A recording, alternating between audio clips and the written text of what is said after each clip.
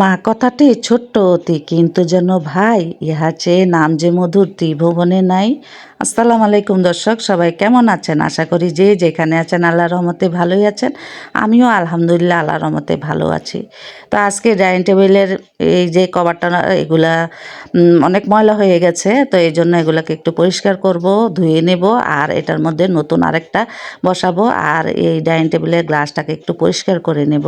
তো পরিষ্কার করতে করতে আজকে আমি মা নিয়ে কিছু কথা বলি।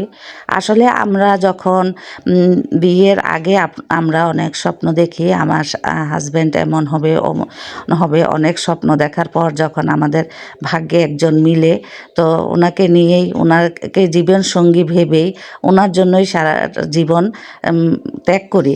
কিন্তু যখন আমরা মা হই, মা হওয়ার পরে তখন মনে হয় যেন সন্তানের জন্য দুনিয়ার সব কিছুই আমাদের ত্যাগ করতে ইচ্ছা করে। আমরা আমাদের ঘুম ত্যাগ করি, খাওয়া ত্যাগ করি, নিজের শখ, আহ্লাদ, সুখ, স্বাচ্ছন্দ্য, আনন্দ, উল্লাস সব কিছুই সন্তানের জন্য ত্যাগ করে ফেলি। এই একটা সন্তানের জন্য একটা মা যে কী পরিমাণ ত্যাগ করে, মা ছাড়া আর আল্লাহ ছাড়া কেউ বলতে পারে না। প্রতিটা মুহূর্ত সন্তানের জন্য টেনশন থাকে।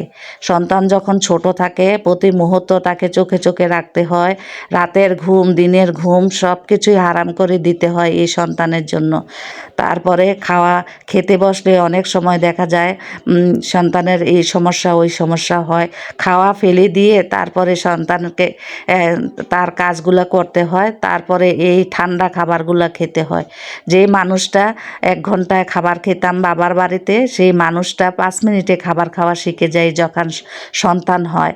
যে মানুষটা দিন রাত ঘুমানোর অভ্যাস, সারা রাত্র ঘুমানোর অভ্যাস, তারপরে দুপুরেও ঘুমানোর অভ্যাস, সেই মানুষটা এই ঘুমটাকেও আমরা হারাম করে দিই এই সন্তানের জন্য। সন্তানের জন্যই আমাদের সব কিছু। আমার সন্তানের জন্যই আমার বেঁচে থাকা। আমার সন্তান মৃত্যুর আগ পর্যন্ত আমি শুধু সন্তানের জন্যই বেঁচে থাকতে চাই। আল্লাহ যেন সন্তানের জন্য বাঁচিয়ে রাখে, এই দোয়াটাই সবসময় করি। সন্তানকে যেন সবসময় আগলে ধরে রাখতে পারি, এই চিন্তাটাই সবসময় করি। তো আমার 4টা সন্তান, 4টা সন্তানের জন্য আমার সব সময় দুশ্চিন্তা থাকে। মেয়েটা বাইরে গেলে মেয়ের জন্য চিন্তা থাকে। তারপরে যেটা ঘরে থাকে ওটার জন্য টেনশন থাকে।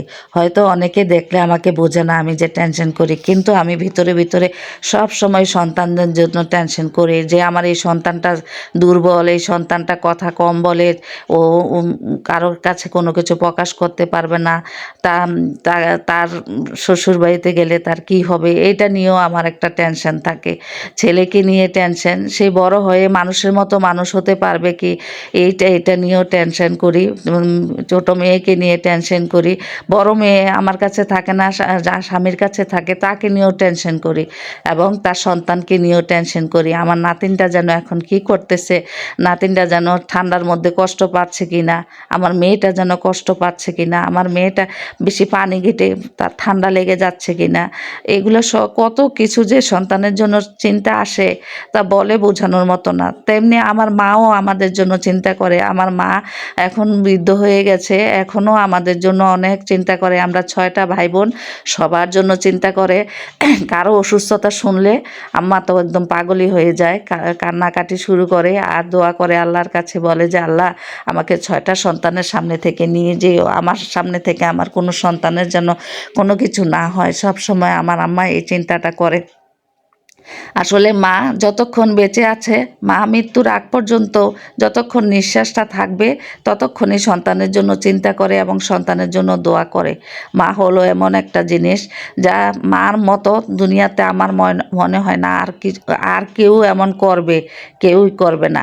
মা যতটুকু চিন্তা করবে, মা যতটুকু খেয়াল করবে, মার প্রতি মুহূর্ত তার সন্তানের জন্য মানে চিন্তা থাকে, সন্তানের জন্য দোয়া থাকে। মার প্রতিটা নিঃশ্বাসে সন্তানের জন্য দোয়া থাকে, প্রতিটা সন্তানের জন্যই মা দোয়া করে। মা বোঝে তার কোন সন্তানটা কীরকম, তার কোন সন্তানটার সাথে কীরকম করতে হবে, কিভাবে চলতে হবে, একমাত্র মাই তা বোঝে।